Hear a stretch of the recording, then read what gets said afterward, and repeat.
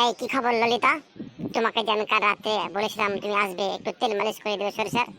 আমি লুঙ্গি তুলে বসেছিলাম, উদাম করে বসেছিলাম, তুমি তেল দিও বলে তেল দিতে আসনি কেন?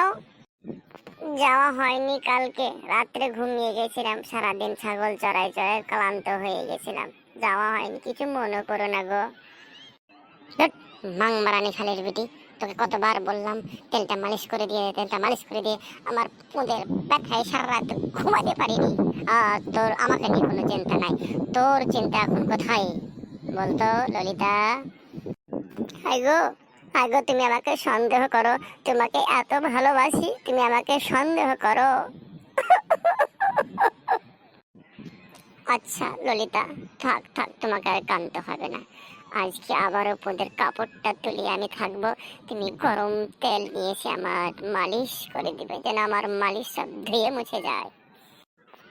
তুমি মালিশ করে দেওয়ার নামে আবার অন্য কিছু চাইবে না তো? দেখো, তুমি একবার মালিশ করে দিতে চেয়েছিলাম, তুমি আমার কোথায় কি করে দিয়েছিলা, সে ব্যথা এখনো লাগে। কি বলবো, দুঃখের কথা, যায় না আমার পুঁদের ব্যথা। তুমি যদি না কিছু ব্যথা দাও তাহলে যেতে পারি। কথা দাও আগে তুমি, কালু, তুমি কথা দাও।